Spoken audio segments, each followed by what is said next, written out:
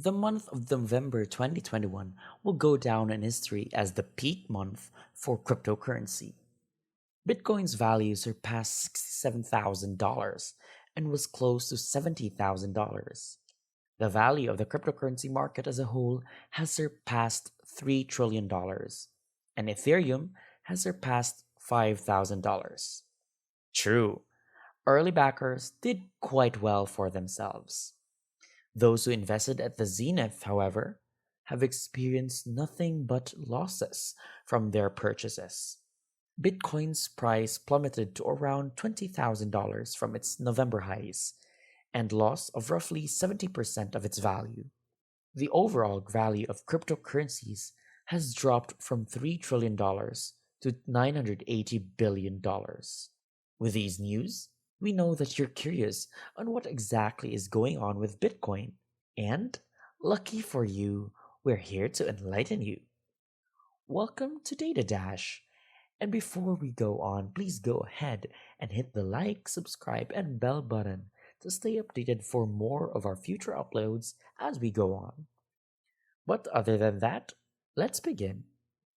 Because of Bitcoin's fall, many people's fortunes were wiped out, particularly retail investors who had put their money into popular coins with the expectation of a quick profit. That's the same as if the value of the stock market dropped from $93 trillion to $30 trillion, a loss of almost $60 trillion. The entire planet would be stunned. Contrast this with the 1929 stock market crash, the worst in history, in which the market plunged 89% from its peak, triggering the Great Depression and necessitating a world war to pull the country out of the crisis. The crypto market is a tiny fraction of the stock market. If the market dropped so much even before the recession began, what can we expect now that we are in it? The process of raising interest rates is expected to continue. We expect them to keep going until they hit 3 or 3.5%, which is the level at which we expect demand to fall sufficiently to halt the greatest inflation in 4 decades. The only way out of hyperinflation is to introduce a new currency, making it even worse than a recession. If hyperinflation occurs, then yes, all of your US dollars will be useless. Yet, the United States isn't the only country to increase interest rates. There will be a recession soon, according to the Bank of England and other central banks, so they are raising interest rates. Many people are questioning how the recession will affect the cryptocurrency market, given that a 0.5% point increase in interest rates caused coins like Terra Luna to plummet. Which cryptocurrency coins can weather the current crisis? As for the storm's duration, how long do you think it will be? If you want answers to these and other questions, then make sure to watch till the end. So far, the most striking symptom of an economic downturn is an increase in layoffs at major companies. After a warning to investors that a future recession might lead to a prolonged bear market for cryptocurrencies, Coinbase, one of the most popular crypto exchanges, lay off 18% of its workers, terminating roughly 1,180 people. Another major exchange, Gemini, recently announced it will lay off approximately 100 of its 1,000 workers. Several other cryptocurrency markets and companies have announced that they too will be cutting their staff by 10 to 20% in anticipation of a prolonged economic downturn. Investors were shaken up by the events on Planet Luna. First, on May 11 to 12, 2018, the Terra cryptocurrency token dropped from $120 to $0.02, a 99.9% correction. Of that, 99% happened within 48 hours of a black swan occurrence. The coin's value fell to a new all time low of $0.0001. In addition, the stablecoin Terra Classic USD also crashed by 99% at the same time, which was a major event. Simply looking at the name should give you all the information you need.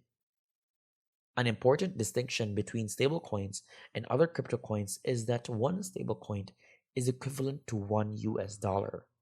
There are a number of factors at play here, but the fundamental cause of the crisis was the Federal Reserve's decision to hike interest rates. As a result, investors panicked and dumped their coins, driving the price down. That's proof that investors don't have enough faith in cryptocurrencies to keep holding them when the economy takes a hit. Even while crypto has made great strides toward attracting institutional investors, the industry is still rife with frauds and dubious enterprises. There are a lot of cryptocurrencies out there whose only real purpose is to line the pockets of their creators. So, it's important for investors to be picky. The purpose of cryptocurrencies was to create a decentralized financial system, but they are too unstable to be used as currency. Now, there are over 12,000 different types of cryptocurrencies available. Bitcoin, Ethereum, and other cryptocurrencies aren't really currencies at all, despite sharing the same term. The objective is to generate a lot of interest in sales so that everyone thinks it's a good idea to buy, in the hopes that they can cash in when the price goes up, making the creators and early investors wealthy. The coin serves no useful purpose, so everyone else loses. Though it meets the technical requirements for currency, its low value and uncertain future prevents its widespread adoption. Around $14 billion in 2021 US dollars was stolen from investors via cryptocurrency scams. We know this is controversial, but the developers would use buzzwords like blockchain and DeFi to attract investors. Even if you disagree with what we've said, you can't hold it against us, since it's the truth. Meanwhile, Squidcoin is only one example of a development project that borrowed ideas from the viral Netflix series. More than 46,000 individuals fell victim to crypt frauds in 2018, according to reports. Oh, and that's just the US. There would be more if we counted everyone in every country. So, investors will not be able to put their faith in industry's continued growth as long as it continues to rely on the larger fool theory. Investing in overpriced assets might provide profits under the great fool theory, which states that one can usually recover one's losses by selling the asset for a greater price at a later date. Many people have opinions on where the price of cryptocurrencies will go in the future. However, in 99% of cases, these predictions are just pump and dump. At times of economic downturn, everyone is vulnerable.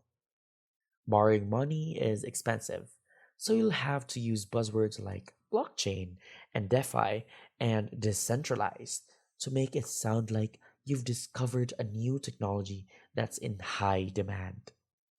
Nonetheless, crypto has survived similar storms before.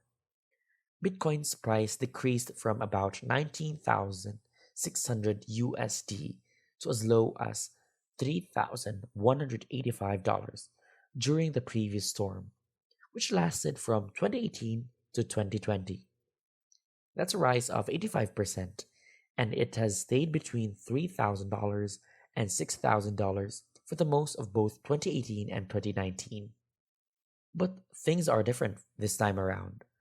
There are still many cryptos held by institutional investors.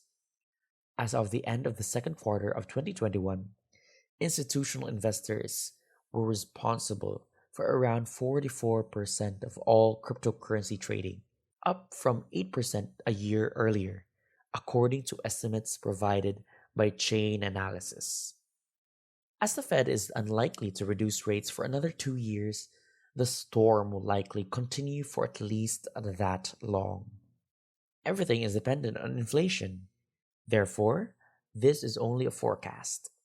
Since it makes no sense for miners to continue mining the coin if it is economically impractical, most cryptos will go bankrupt, especially given the current energy crisis, which is expected to worsen significantly as December comes near.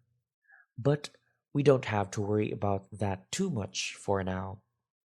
It's hard to say where the price will bottom out, but if it drops by 85% like it did during the last crypto storm, it may reach $10,000 in the next year. There have been significant losses for crypto firms already. One of the largest cryptocurrency exchanges, Coinbase, has revealed a quarterly loss of $430 million and a decrease of more than 2 million active users. And that's not even the start of it. Companies like Celsius and Babel Finance, which lend in cryptocurrencies, have halted customer withdrawals and inter account transfers. Some companies are filing for bankruptcy due to inability to satisfy financial obligations, which reveals a great deal about how those businesses relied only on the cheap capital that has been readily available for the past 2 years. The storm has only just begun, so the true test is still to come. But so far, what do you think about this crash? Let us know what you think in the comment section below. But besides that, thanks for watching. This is Data Dash. And if you learned a thing or two from this video, then go ahead and hit the thumbs up, subscribe, and bell button to stay updated for more of our cryptocurrency news and tips for you. Thanks again for watching, and we'll see you next time.